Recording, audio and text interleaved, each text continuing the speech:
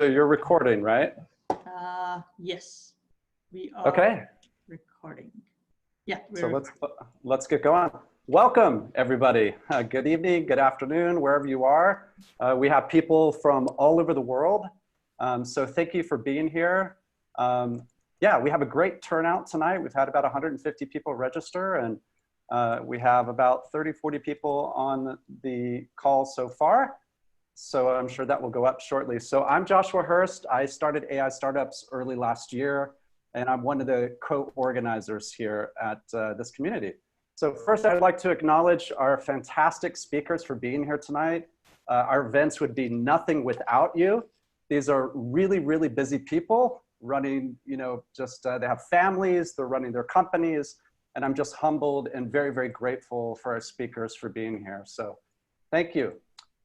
So for those of you who are not familiar with AI Startups, we're a community of about 500 members.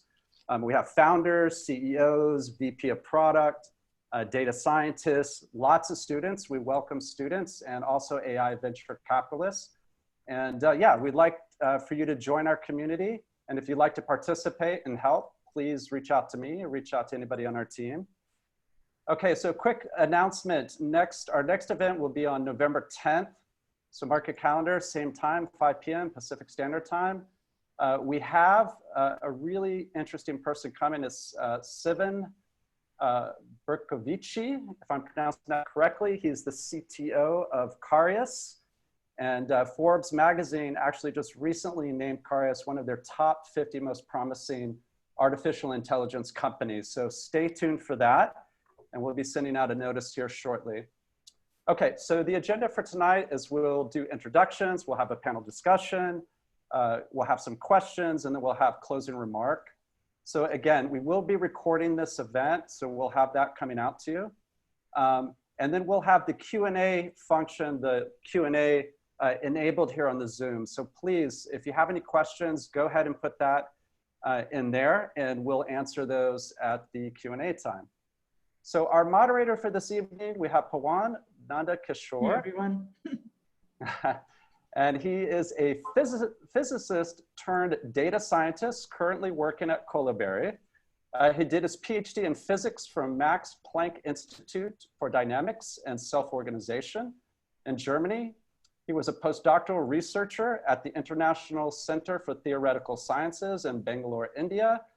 At Kolibri, Pawan has been primarily using his computer vision and NLP expertise to develop tools to measure and provide feedback on human skills. He also consults them with medical professionals on how to build AI solutions on radiology data. How did I do, Pawan? Did I get that right? You got that right. Thank you for that introduction. And I'll turn it over to you, sir. Awesome. Thanks so much. So welcome, everyone. I'm really, really glad that you all are here. And I'm really glad that all our panelists are here. I thank you all for being here. So before I start with the introduction of the panelists, I just want to set this up a little bit. I just want to talk about why we are here and why are we talking about AI in medical imaging. Now, there was a very interesting article that I was reading just before the beginning of this event. It was an article by the Journal of American Medical Association. It talked about the costs of healthcare in the US. So the article basically stated that in the US, the cost of healthcare is double that of most developed countries. Now, that's a number that I think a lot of people knew from before. So this is a 2018 paper. And the interesting part about that paper, the interesting part in that paper was it talked about what was one of the largest contributors to that cost. The largest contributors to that, one of the largest contributors to that cost was imaging. So the average CT scan cost in the US is around $896. And with MRI, that's around about $1,000, I think $1,200 per scan. So these are the costs associated with healthcare, right? And since COVID has kicked in, we have seen how our healthcare system has struggled and what are the challenges. So this aspect is what drove us to really start talking about what is AI in medical imaging? Like, what are the challenges that we face? What are the interesting solutions? And with that in mind, we've brought together three leaders in this space. We have Kevin, Killian, and John. So I would love for you all to introduce yourselves. So Killian, can I start with an introduction on your end? Yeah. So yeah, my name is Killian Köpsel. It's funny, I also did my PhD in physics at the Max Planck Institute in Germany, but this was in gravitational physics. And then I spent a lot of time in academia in neuroscience, theoretical neuroscience. And this is where I met my co-founder, Charles Kedue, and we were studying models of how the brain processes information, particularly images. And there was always the idea that maybe one day we can perform with an algorithm as well as normally just at that time only brains do. And we weren't sure if this is ever going to happen. So this was many years ago.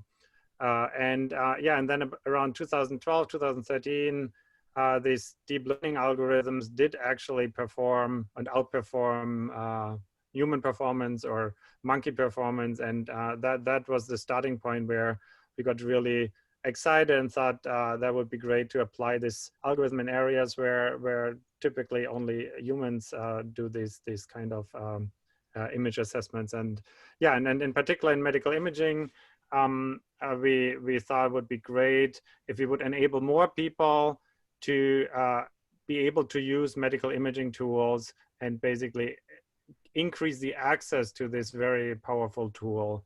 And maybe a small comment that we often hear that there's a medical imaging, and we are specialized in ultrasound, that it's overused, that there's too much money spent on that.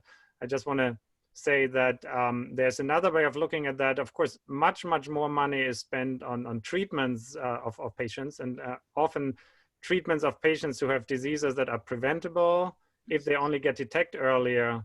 And so our opinion is that maybe ultrasound is underused, and maybe more healthcare professionals should be able to use and detect disease earlier, and then oftentimes you can treat diseases sometimes with medication, and you don't have to wait until you need heart surgery or so later on. So yeah, I just want to put this out there. It's a little bit controversial, but we think many more people should use ultrasound, and we want to build tools to make it possible for more people to use that technology. Awesome. So John, can you go ahead and tell a little bit about yourself? Sure, I'd be happy to. Hi, everyone. I'm John Xeriot-Chilius. I'm the CEO and co-founder of Arteris. My background kind of comes from more on the engineering side. So I more mechanical engineering, actually. I worked in industry for a few years, and then went to grad school and got a PhD in computational engineering, mostly around aerodynamics and kind of optimization. This is kind of before the whole machine learning thing. And then I started Arteris with three of my co-founders back in 2011. Actually, so is when we started the company, and since then we grew it and expanded and grew the team. We're based out of San Francisco, but we have remote offices in Canada and in Europe.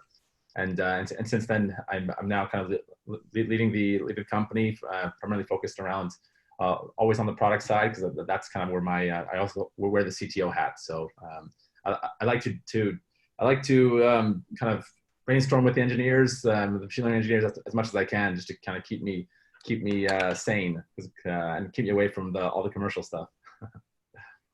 Awesome. Thanks for that introduction, John. Kevin, can you go ahead? Sure. I'm Kevin Harris, and I'm the president and co-founder of CureMetrics. My background is somewhat similar. I have a degree in cognitive science from about 30 some odd years ago. So, but at a different time when AI was a very different flavor of artificial intelligence. The types of projects that we were working on at the time were trying to teach an algorithm to integrate or differentiate math, or to predict, if 1 + 1 was going to equal 2 or 3. Very rudimentary type AI type implementations. But I've spent the last 30 years more on the business side than the technical side of the business, really trying to build solutions for customers that have impact. When we started this about 6.5 years ago, at the time, 6.5 years ago, AI in medical imaging wasn't a big thing. In fact, the buzzwords at the time were big data and predictive modeling. So we actually started the company in the space of predictive modeling and predictive analytics. The data scientists that I joined with when we started this had been doing work for NASA, NIH, DoD, work in space weather prediction. And when we realized that predictive modeling was interesting, but it was going to be much more of a consulting gig than a product company, we began going back and looking at our technology and realized that the world of space weather prediction that we were dealing with was computer vision, image analysis, and trying to tell signal from noise. Yeah. So we took all that together and began looking at medical imaging and tried to figure out where we could actually solve a problem that mattered. And that's why we went into initially mammography. So that's been our core focus, is breast imaging. Because in the US alone, there's 40 million mammograms a year. The doctors don't get it right as often as they should between false positives and false negatives. Yeah. And when we got it right, it matters. It's breast cancer, so people actually care. Yeah. So our focus for the last 6 years has been to try and build the very best products we can for radiologists to use in the practice of breast cancer screening. And so that's been our focus. Yeah. That's really interesting. So that's an interesting point that you mentioned, Kevin, that there's also challenges with accuracy when it comes to AI and medical imaging, because one of the statistics that I was reading about was, so this was, let me find the source here. This was a report on diagnostic errors in healthcare by the National Academy of Sciences. And I found a statistic that said that 20 to 50% of all advanced imaging results fail to provide information that improves patient outcomes. So that's a scary number in many ways, right? Like, I mean, it's a challenging job, but when you get things wrong, it does affect people's lives. So it's something to really think about when we're thinking about, what is the role of AI in medical imaging? So I actually want to turn that over to the panelists, where one of the main questions I have is, why do we need AI in medical imaging? I mean, do we even need it? Or is it just that we need to improve, we need to come up with better processes, better technology? I mean, of course, AI is part of that technology, but why specifically AI? So I'd like to start with you, John. Sure, I'd be happy to. So, it's interesting that, I mean, for sure, AI is a buzzword generally. And we don't like to use it that much, just because when people hear it, there's almost like a negative connotation with it. And for us, we always start with, what's the clinical problem, right? What is the financial problem? What is the operational problem that you're trying to solve? Because leading with AI or tool is not going to make you many sales.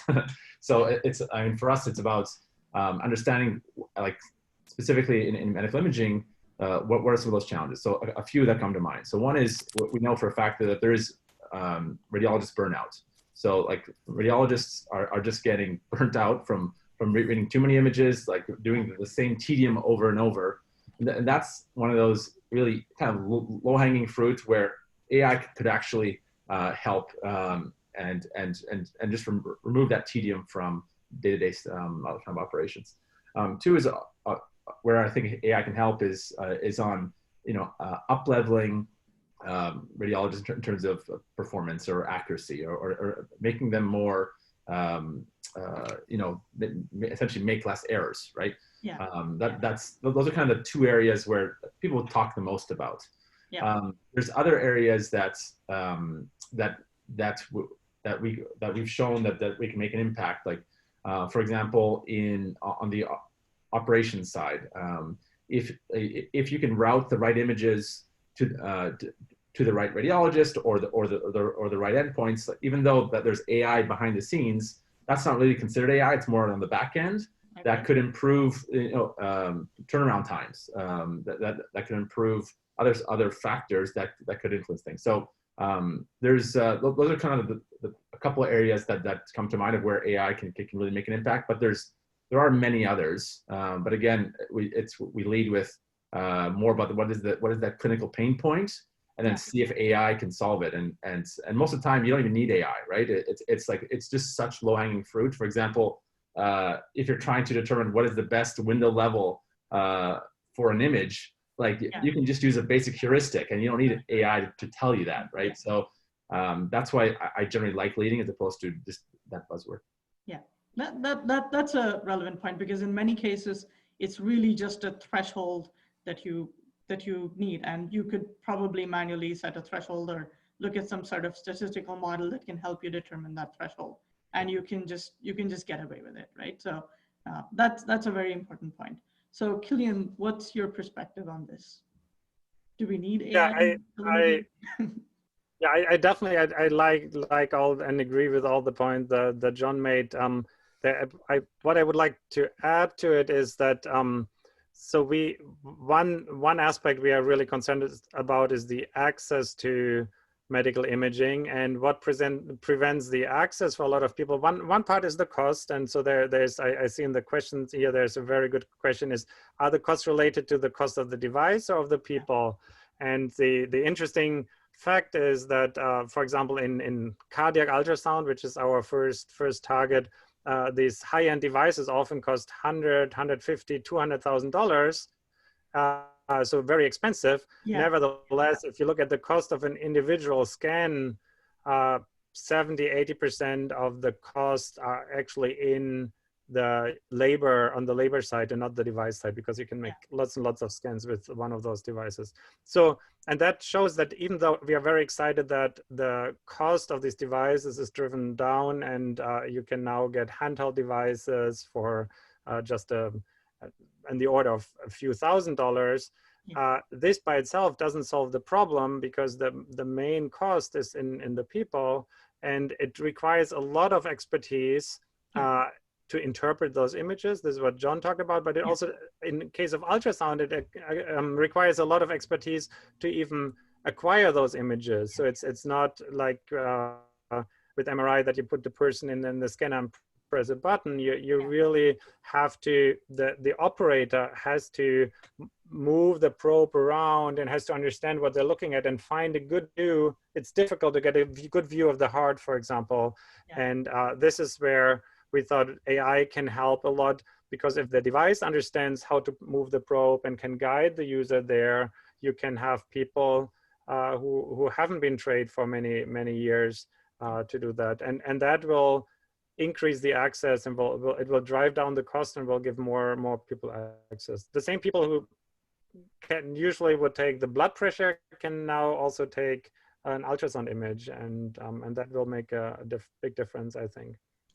Yeah, I think that's an important point, because especially in the current scenario where healthcare costs are going up and you have an economic downturn, you need to ensure that you can keep the cost of technology down, and you can make sure that it's accessible to everyone. So that's a great point. So Kevin, what is your perspective on this? Yeah, so I'll just add one additional point, because I think that everything that's been brought up so far is incredibly valid. And that is that we go around the world and we see a lot of different performance levels in different countries. And for example, just today, I was on the phone with a group out of Mexico and dealing with a government agency out of Mexico. And because they don't have enough radiologists, their delay in reading images can be months and months on end, to the tune of having 100,000 cases sitting on a shelf that haven't been read. And when you end up with a huge backlog like that, how do you even begin? Yeah. So if you're gonna start with the first in, first out, or last in, first out, or any of these types of methodologies, you're wasting your time, especially in breast cancer, where there's only 5 cancers per 1,000 patients. Yeah. So if you've got 100,000 in a backlog and there's only 500 cancers in there, to try and read through all 100,000 to find the 500 is an absolute waste of time. Absolutely. So when you can use AI to go back and process this huge backlog and pull to the forward and say, look, your 500 cancers are probably within these 5,000 cases, or 10,000 or 15,000, to allow for some margin of error, you can then shrink the loss and the workload tremendously to something that's manageable for the workforce that they actually have in country. So, and that applies not just in Mexico, but we see this kind of all over the world, where in a lot of places, there's just scans are taken and they're just not always read. And it's really a major problem. So that's really interesting, Kevin. So you mentioned Mexico. What about other countries? Have you worked with other countries as well? Yeah, so we see different behaviors all over the place. So we've got customers in Brazil. We've been working with a group out of Japan, a set of 3 hospitals there. Mexico, as I mentioned, other countries as well. And everything is different in every country. You know, in some places they have plenty of doctors, but they want to upscale the performance. So we see, you know, these clinics that are processing 300,000 mammograms a year, which is huge volume. And they've got enough radiologists to do it. But if you look at the variation in performance, the inter-reader variability is huge. So if you can identify your best performers and bring the lower performers up to that level, you can change the whole dynamic of that reading engagement. Yeah. And so there's ways, and to your earlier point, that could just be a simple algorithm. That doesn't require AI. But if you can add the AI to those lower performers and bring them up to the level, then you're creating something really powerful. Yeah, that's a very good point. So John, do you have any take on this? No, I think everyone's dead on. Like, there's a lot of places where I think you can apply AI, but the reality is that it takes time to vet all of these out. I mean, Killian and Kevin have been around for many years and know like we're focused on one specific type of problem. But there's many different places that we can try to tackle and with AI, but each one of those could be its own company. And so like you can very easily get distracted trying to prove that out and generate the clinical evidence to show that it's actually impacting patients. But so it's harder to just try to tackle many different applications. And if you're trying to prove a point, you're gonna have to spend a little bit more time and be a little more focused. So that sort of brings me to this other point, is that how do you really measure that impact, right? Like, okay, you have this technology. Of course, you can look at the number of images that the AI system can process. You can look at the number of images the radiologist has to process. Hopefully, that number decreases when you have an AI system. But truly, how do you measure that impact? Yeah, it's hard to do, and I'll give you like 4 different levels of how we measure impact. So one level is that you can do it based on some test data that you have that you've got either online or through archives or through a potential partner that gives you some retrospective data, and you can validate. The reality is that doesn't pass muster for most regulatory agencies, or even for generating the clinical evidence required to actually sell your product. The next level down is that you can do kind of like what we call clinical assessments, that where you actually deploy, you may not actually deploy. You just have a bunch of readers that you can that will test the accuracy of whatever your algorithm is doing, and you could potentially use that for getting regulatory clearance in certain countries. The reality, though, that's still not enough. What you're going to have to do is actually deploy your solution out into health systems and actually measure, ideally prospectively, how it's impacting the patient care, and ultimately that's hard to do. And if you can get it at 1 or 2 sites, okay, then you can write a white paper. That's okay. But the hardest thing is trying to do that prospectively at multi-centers, or even ideally for all your centers where you actually deploy that. And it's hard to do for a variety of reasons. And it's most of the time it's outside of your control, where you may have a piece of some software that does X, but you need much more than X to gather that data. And so it's generally lacking in the industry by far. There's not many prospective studies out there that are published or peer reviewed, or even and there's a reason why. It's like you all kind of need to be in business for 5+ years to have gone through all these assessments to get to the point where you can do multi-center studies to assess whether you're actually making an impact and what the clinical evidence is. And I'd say it depends also on the application. If you're trying to prove that that with AI you can reduce the time it takes to intervene for stroke patients, like Viz.ai is one example of that. That's pretty easy to do, because you can actually measure baseline and measure with your solution, and in a short amount of time, in just a couple months, or even just 40 patients, you can prove that clinical evidence, or you can prove the efficacy. If you're trying to do, in the case of cardiac MR, prove out that with a certain type of intervention, that the patient will actually live longer, you may have to wait 20 years for that patient to see how they're doing. And that takes several years of evidence to show what the impact is. So again, it's a challenge in the industry generally. It depends on each application. So Killian, any thoughts on that? Yeah, I definitely agree that the ultimate measure is if the outcomes are better. And in order to properly measure that, you have to do a clinical study. It has to be prospective and has to be randomized. And I also agree that if the outcome is years down the road, it's really hard to measure. There are some areas where you have a lot of, for example, rehospitalization that happen on a shorter time scale. And then if you can, yeah, and you could see if adding some extra diagnostic tools, if that improves the outcome, that could be potentially faster.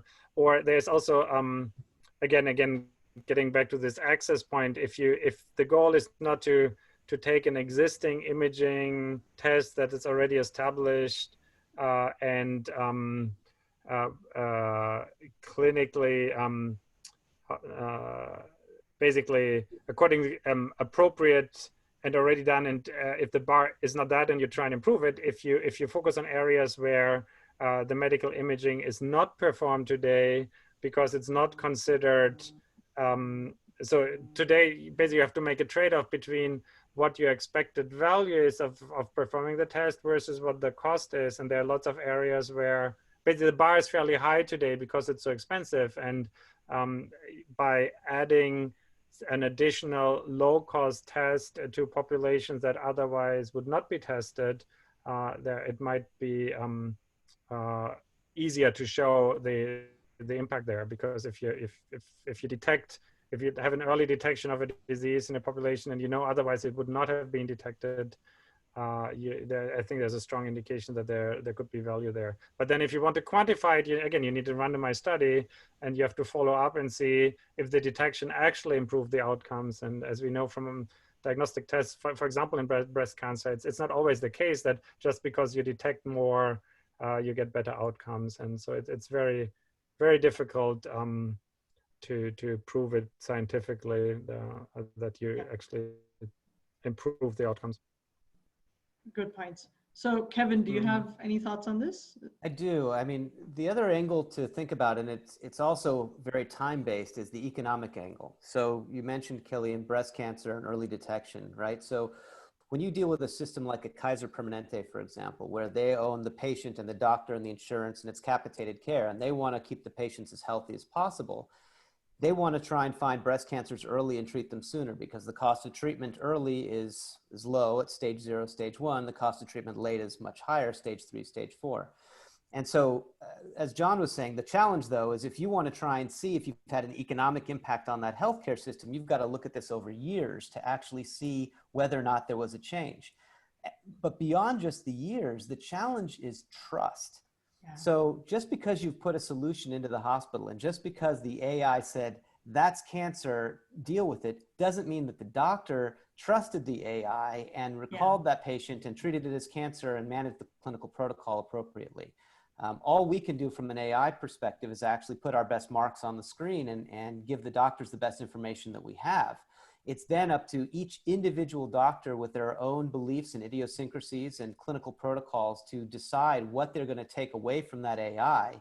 And so when you try and go, even if you try and have longitudinal studies to really measure the impact, you're measuring the impact discounted by the actual utility and utilization of the tool that you've provided.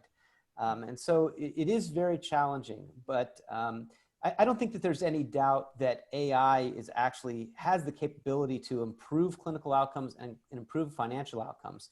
Whether or not it can improve them to the degree that we all know it can has a lot to do with how it's adopted, how quickly it's adopted, whether or not those patients come back to the clinic for their treatment or whether they churn out to another clinic, right? So there's so many variables, and being able to definitively measure the clinical and financial impact, that it's definitely a big challenge.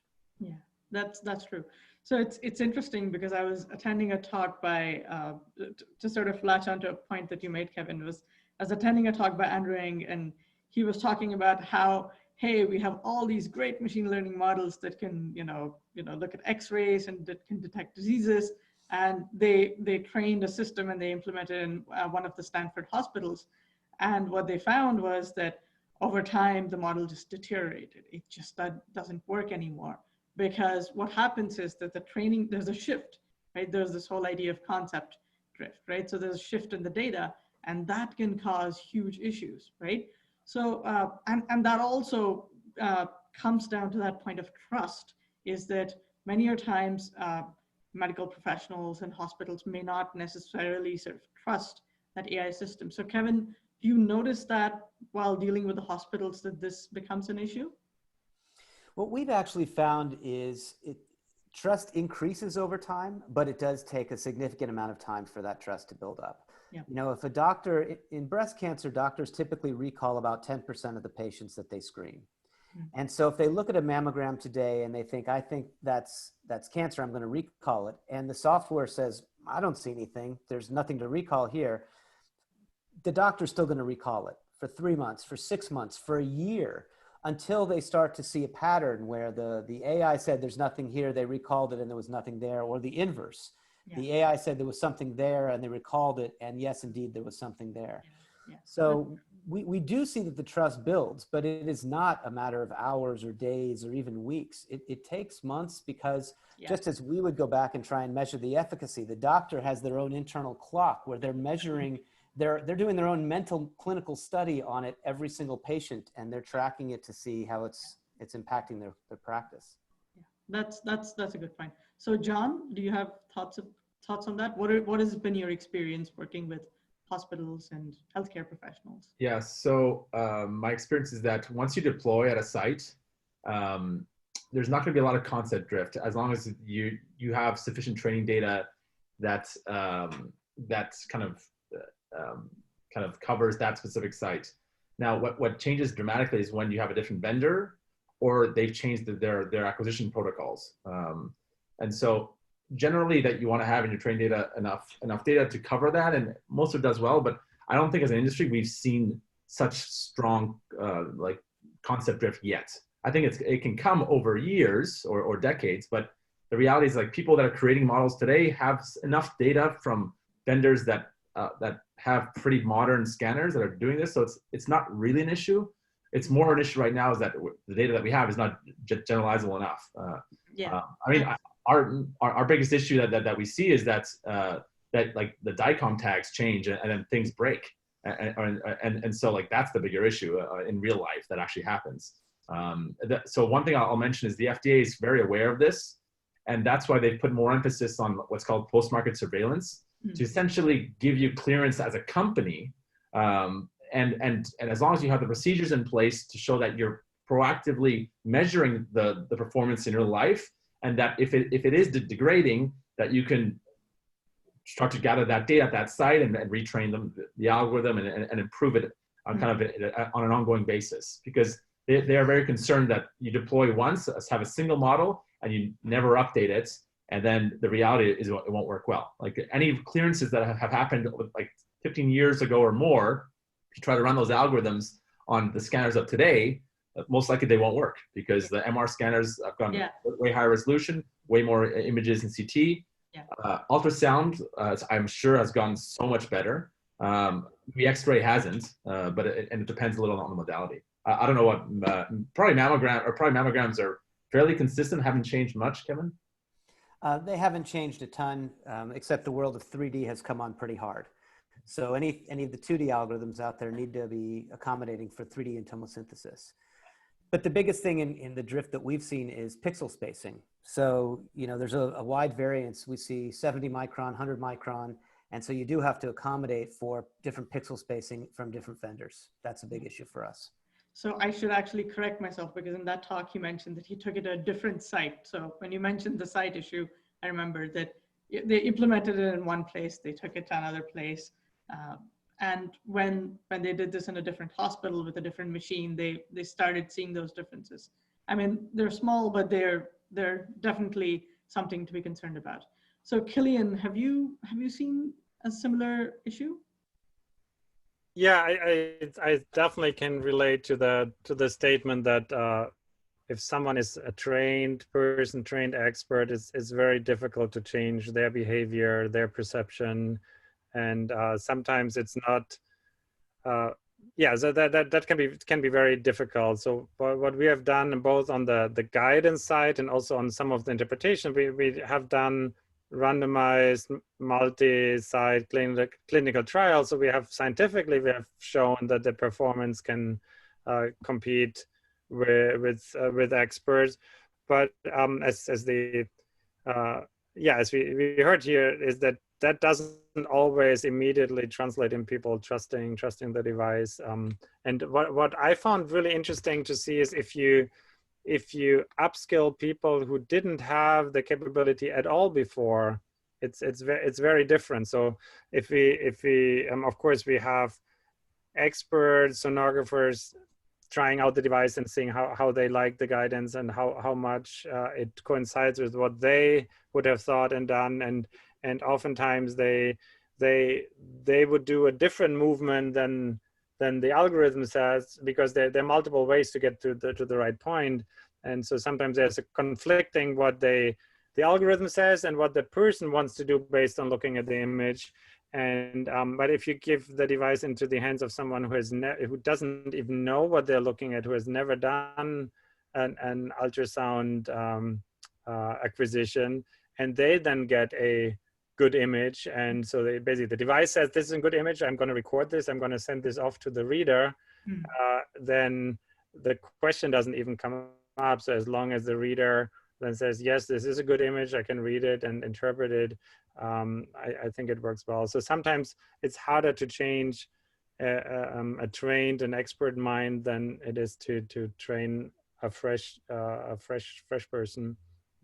So one question there is then, how do you convince people to believe in these solutions, right? Like what do you make them see that convinces them that, hey, okay, I'll use this AI system? Yeah, for us, we do a lot of live demos. I can't tell you how many times I have gone in and sat in a room with 10 doctors and they give me a thumb drive with these 10 cases and they say, you know, okay, and they've cherry picked the cases, you know, really hard ones, normals, cancers, you know, I put it in my laptop and run the cases live in front of them. And more times than not, we find cancers that they missed right there in front of them. And all of a sudden they realized, okay, wow, this thing is actually doing something. So we're always doing demos and always doing tests, whether I'm doing it live in a room with 10 doctors, or they're giving us 100 cases or 1,000 cases that they want to evaluate on their own. Regardless of what we've done and published and everything else, they always want to see it run on their patients and their data to validate that it works. And so that's what we do over and over again is demo the software. Yeah, that's great. So John, on your end? Yeah, I agree. Demos are very effective. Well, of course, any sort of peer-reviewed publication helps tremendously. I would say changing guidelines. So if you can impact how practice is actually being done, and whether it's you're changing certain acquisition or protocols or how you process certain data, that will have dramatic effect. Reimbursement is huge. If you can get reimbursement, that will change practice. Having evidence from other sites or testimonials or centers of excellence that can vouch for it is a great one. And ideally, if those sites can travel or they can see each other and they can talk live, that's huge. I would say any sort of any sort of data that's being generated at other sites helps. Those are kind of the top 5 that come to mind. But ultimately, it's about in order to build that trust, it ultimately has to work seamlessly. Like, so it's not just about accuracy; it's about how it integrates into their clinical workflow in a either completely invisible fashion or completely seamless where they're not having to do much of anything else to actually get value out of it. And if you can show that, then like you can get very strong adoption. It's in places where you have to do extra clicks, or you have to wait, or you don't trust the accuracy. That's where you do not see adoption. Yeah, makes sense. Awesome. So Killian, on your end, what do you guys do to get people excited about AI? Yeah, I don't know if I can add much to things that have been said. So the clinical studies and papers definitely help, and the live demos are really key to get people excited, because these are, it's not that they don't have anything. So if you present it, they don't have anything to compare it to. So in our case, this ultrasound guidance did not exist before. We are still the only such device on the market that is cleared. And so there's a lot of education that has to happen to show people that actually works, it's actually possible, and giving it into their hands and show them, look, this is how easy it is. That really makes a big difference. But then also, I think it was also mentioned already by John, how it integrates in the actual workflow and the actual use case is a really big part. And that's something where a lot of the problems in the workflow and so on, you only figure out once it is used in the actual settings on the actual patient with the actual user. And that is all of this takes a lot of time. So I use this to answer one of the questions is, how long should it take for a startup to be profitable? And the thing is that in the medical space, a lot of these things have to happen in sequence, right? So if you build a nice new consumer app, you can build it, put it on a server, and let people use it, and then you iterate and you solve all the problems in parallel. And here you have to, before you can sell it, you need to get it FDA cleared, and before you can clear it, you need to study, and before you can make the study, you have to develop the algorithm, right? But before you develop algorithm, you need the data, and the data in order to get data from a hospital system, you have to convince them that you have all the secure infrastructure in place. So there are lots of steps, and they all have to happen in sequence. And until you close the loop and you get actually real live data, that takes a long time. And then afterwards it's a little bit faster, but it's also, it's still, we are still not at the point where you can train the cleared algorithm, improve it as you go. Whenever you want to make a change, you have to make sure that you have to evaluate if that needs a new FDA clearance at that point. And of course, all of these controls are really good that they're there. They're necessary because they prevent a lot of the problems that you have in consumer apps. You wouldn't want to have them in the medical space. So I don't know if that answered the question. It's of course a lot of little learnings that you go through over the years, and a lot of them were touched upon already. Yeah, I think in the medical and sort of the healthcare space, these challenges are even more so because of the level of necessary regulation. I should add. I mean, I think in this context, regulation is important to ensure that we're delivering appropriate services. We're delivering it in a safe manner. So at this point, I'd like to move on to some of the questions that the audience is asking. So if the audience has questions, and I know that there's lots and lots of questions that are popping up. So I'll just pick one. This is by Brandon. So Brandon is asking, how important is interpretability versus performance of your models in building trust with hospitals and clinicians? So, John. I'm happy to say started. I think everyone has strong opinions there. So to convince a person, I think, as we said before, just having performance is really hard to convince a person, especially a person who's educated and expert in the field. To get interpretability is really challenging, and it's not surprising, because even if you, let's say, if you have another physician who tells you something, it's very hard to understand how they got to their conclusion. Sometimes they don't even necessarily know themselves what exactly it is that looks in this image like something or something else. But I think something that's somewhere in between interpretability and just performance is if you have a confidence estimate. So if the algorithm can tell you this, I think it's this, and this is the level of confidence, and this is supported by strong statistical data, that goes a long way in my experience. And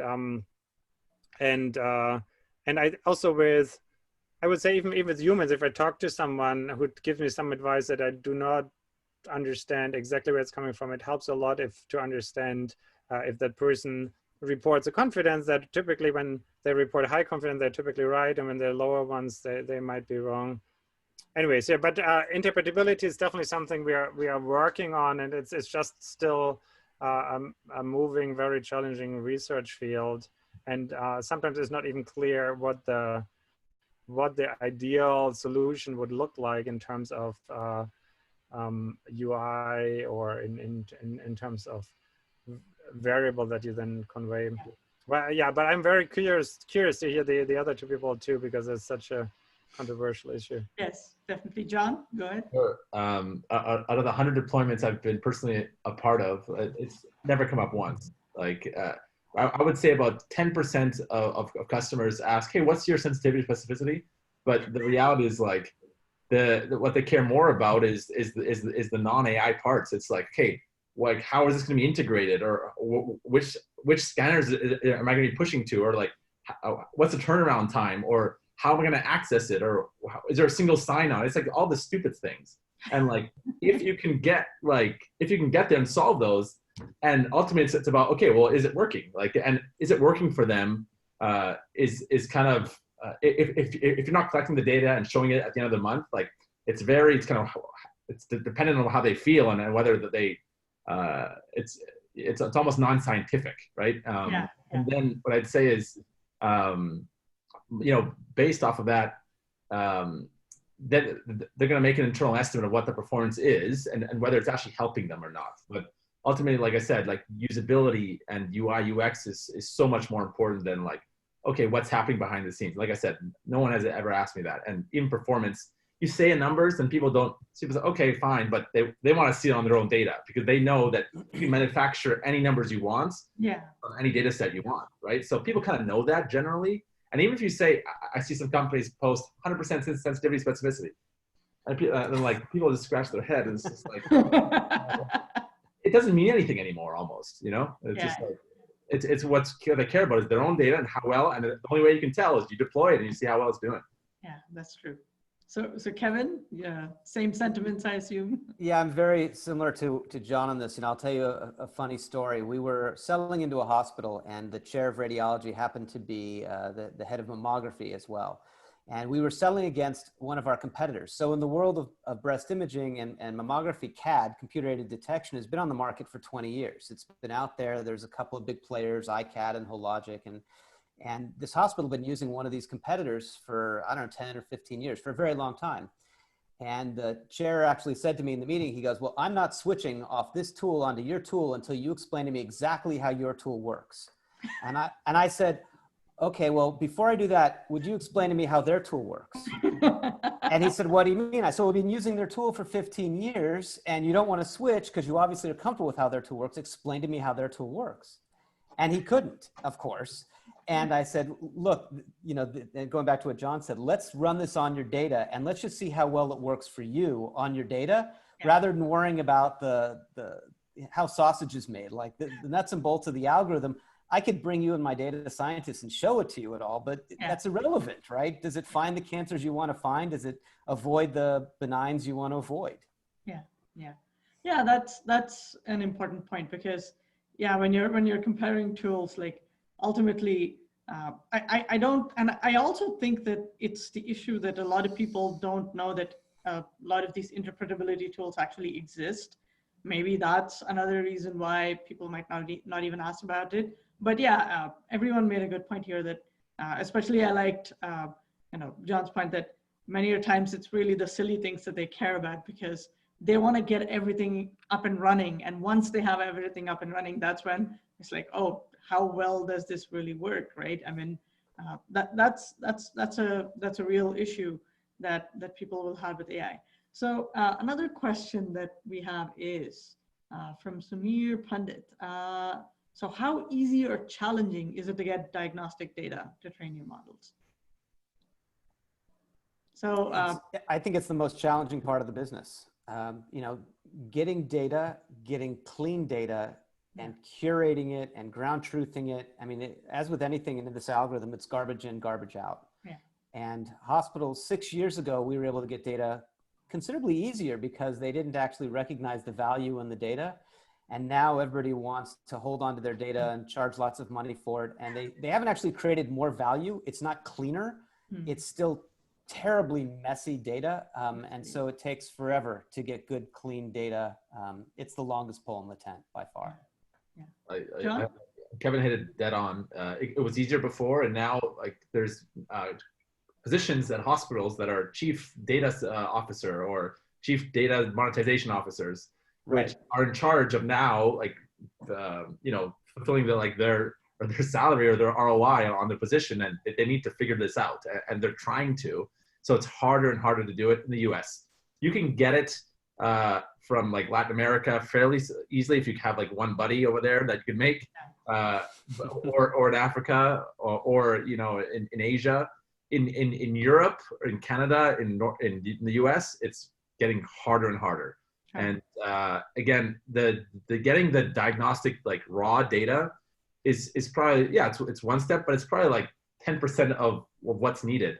Yeah, just getting the curation and a strong good annotations is probably not really hard. You can do it. It takes money, it takes time, and you need to have a good process in place to do those activities. And it's not cheap. It's not like ultimately it just costs a ton of money to get real high quality ground truth data that doesn't exist. Like you can't buy that off the shelf from a hospital. And people say that all the time, like Merge or IBM bought Merge for data. The reality is like you can't do much of anything with that because you're going to pay way more money trying to annotate that data for a specific application.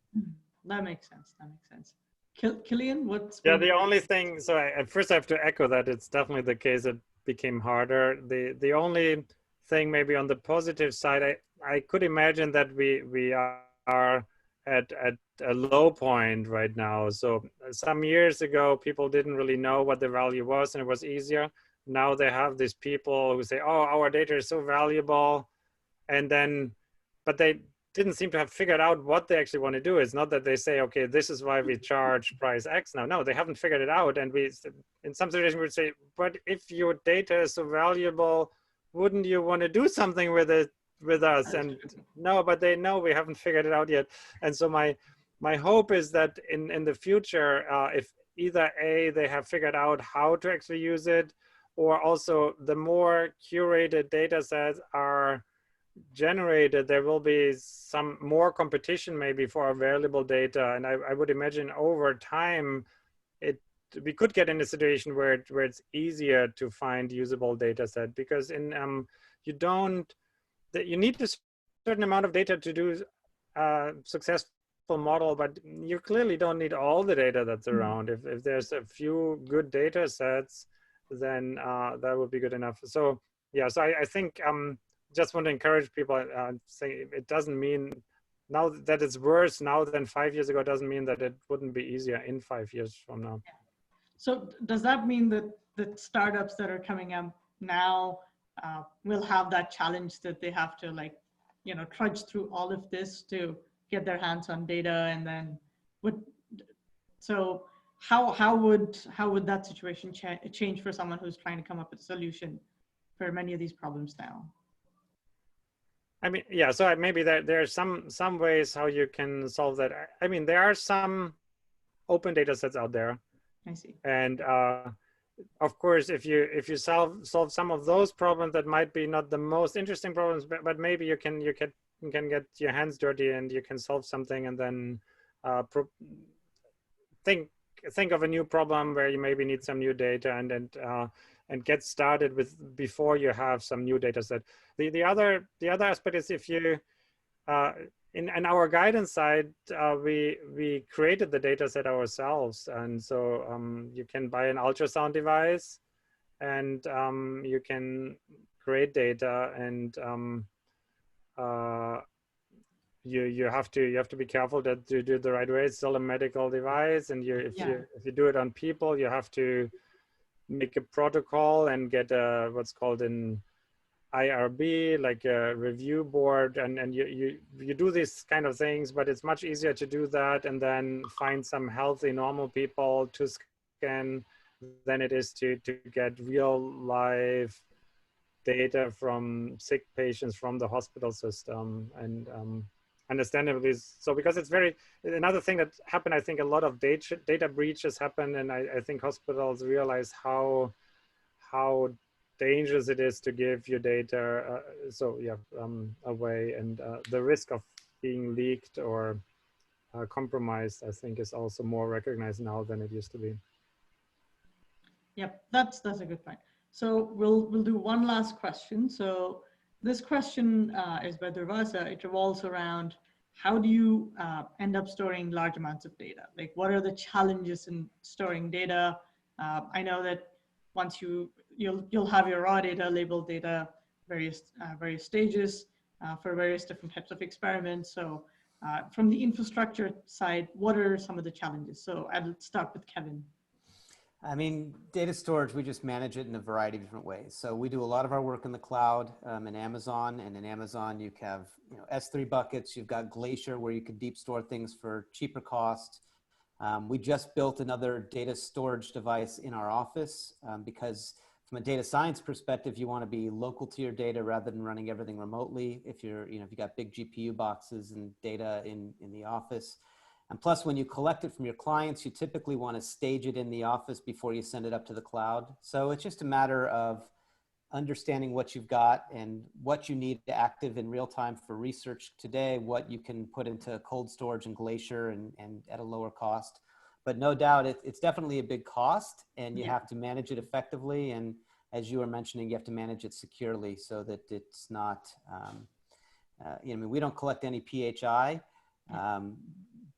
But you still have to make sure that you're tracking everything and managing it securely.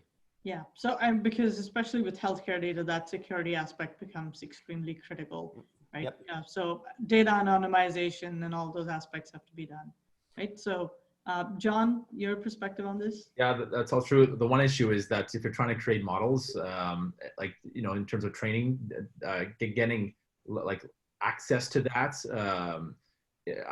ideally you want it close to compute, and if it's stored in some offsite, that is an issue. So like ideally, if it's on one machine, you can go for a little faster. The other is like just having we just run into issue in terms of like the size of our models. So like having like enough memory in the machines, and like having more like I said, we take shortcuts and try to like reduce the size of the data or reduce like the matrix counts, just to make it all fit on these machines. But it is an issue just in terms of more on the training side. In terms of storage, Kevin is totally right. That's not an issue at all. Yeah. So do you use, by the way, do you use like cloud to do all the training, or do you have local machines? We personally have both, and we do both. Yeah. Okay. Yeah. Killian? We used to have both. For many years, it was really hard to get the same speed in the cloud and also the same cost efficiency.